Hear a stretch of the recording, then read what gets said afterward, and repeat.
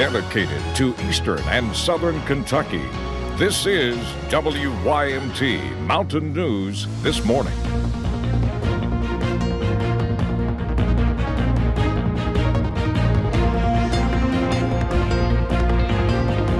Good morning. It is 6:32 on this Friday, August the 16th. I'm Will Puckett. Thank you for tuning in to Mountain News This Morning. If you're going out this morning, might need a light jacket depending on how you react to some chillier temperatures. Later today, you're going to want to throw that jacket back in the closet and say, homie, I'll catch you later, because it's going to be hot, Brandon. You might want to burn it. Well, don't burn it. Maybe freeze it. Yeah, there you go.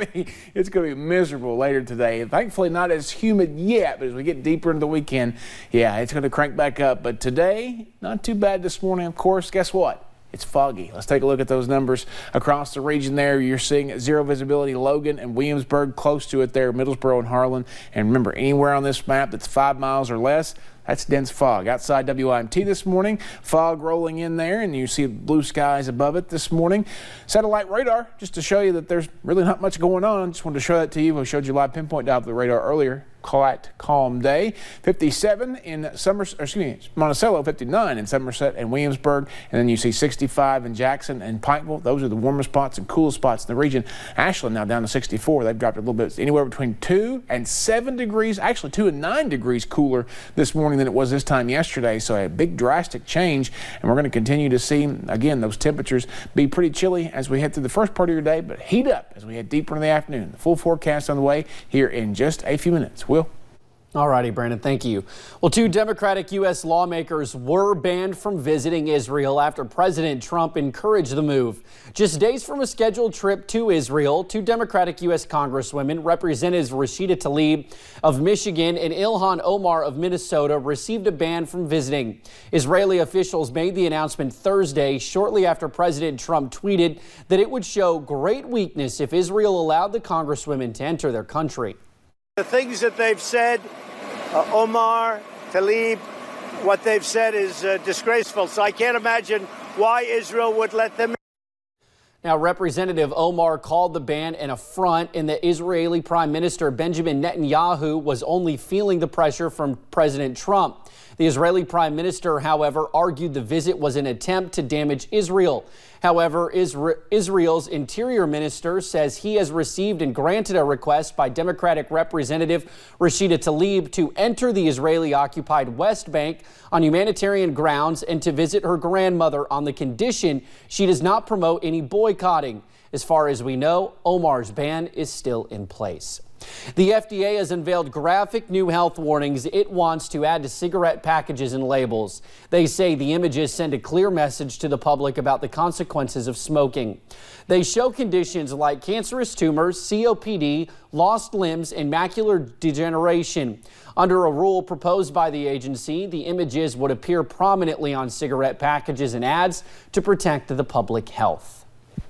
Graphic warning labels are proven to reduce tobacco use, whether it's to prevent kids from starting to use or to prompt smokers to get the help they need to quit. Cigarette labels were last updated in 1984 to include a warning on the side of the box from the Surgeon General that smoking may be hazardous to your health. The FDA is seeking input from the public until October 15th on the new labels and plans to finalize its rule next spring. The battle between Governor Bevin and Lieutenant Governor Janine Hampton is heading to a courtroom. Yesterday, the Lieutenant Governor filed a lawsuit to reinstate 2 of her staff members.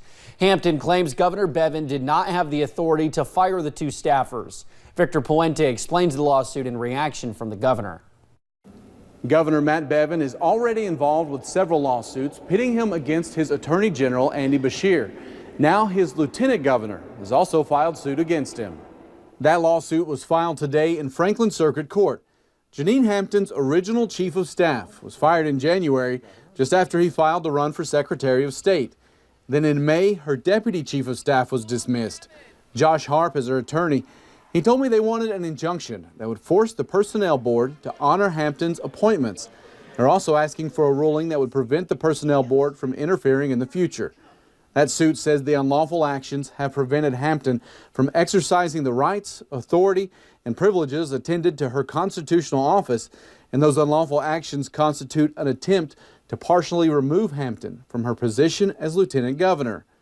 Our political editor, Bill Bryant, says this type of disagreement is a first for the state. You know, it's ironic that since the candidates for governor and lieutenant governor under the Constitution started running together as a slate in 1995, that they've often not gotten along. In fact, there's been a lot of tension in several administrations, but it's unprecedented and historic to have the lieutenant governor actually drag the governor into court. Governor Matt Bevin commented on the lawsuit earlier today while he was at the Kentucky State Fair.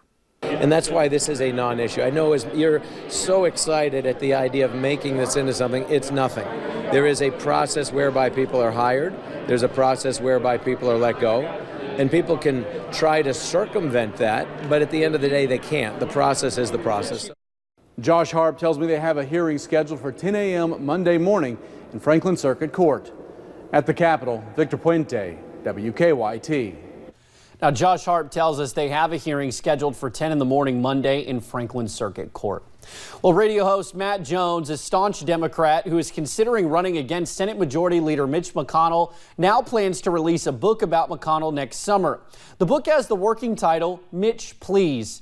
Jones is co-authoring the book with Chris Tomlin, and they plan to travel the state to make the case that Senator McConnell has not improved conditions in much of the Commonwealth since he was first elected in 1984. Yesterday, Jones told us he is still undecided whether he will run for the Senate. I don't know when I will announce it, but for me personally, I'm going to make a decision in the next couple of weeks, and then it either is or it isn't. This book, people will believe it or not, it actually has nothing to do with me running. I agreed to do this book at a time that I thought I wasn't going to run. I mean, in June, I assumed Amy McGrath would raise a lot of money and make it impossible to run. I didn't assume that she wouldn't do well. So when I agreed to do this book, my assumption was I wasn't running. Now, McConnell's campaign responded saying, quote, many people are familiar with Matt's book report from its original title when they called it Elizabeth Warren's stump speech. The family of the woman killed in the 2018 Louisville Kroger shooting has filed a lawsuit against the store and the man charged in the shooting, Gregory Bush. Marie Stollard was shot inside the store while Vicki Jones was shot to death minutes later in the parking lot. The lawsuit states that Kroger let Gregory Bush inside the store with a loaded gun and that store security did nothing to stop him from shooting customers or stop him from leaving the store. The Stollard family has also filed a lawsuit against Kroger. Well, retired NASCAR driver Dale Earnhardt Jr. and his family are safe after the plane they were on ran off a runway in Elizabethton, Tennessee yesterday afternoon. Federal investigators are now on their way there to try and figure out what happened. CBS's Laura Podesta is in New York with the latest. Dale Earnhardt Jr. and his family can be seen running from the fiery plane wreck just moments after the plane ran off a runway in Tennessee. You know, you hear the saying all the time, the Lord works in mysterious ways, and you just have to believe it. Two pilots, the racing legend, his wife Amy, their one-year-old daughter, and their dog were on board. All made it out safely. Under the circumstances, we were extremely blessed and fortunate. Officials say the Cessna jet rolled off the end of the runway, through a fence, and slid onto a highway. It started leaking about 1,000 gallons of fuel. Earnhardt was attended to by paramedics on the scene. What's your name?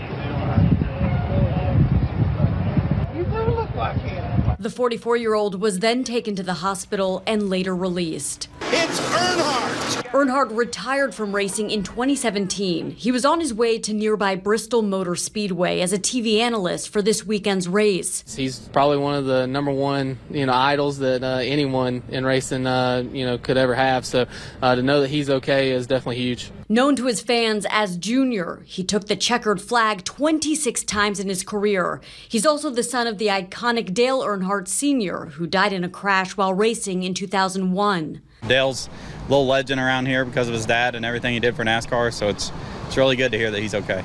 Earnhardt is taking this weekend off from broadcasting to be with his family. Laura Podesta, CBS News. Now, Earnhardt is expected to return to the television broadcasting booth next month.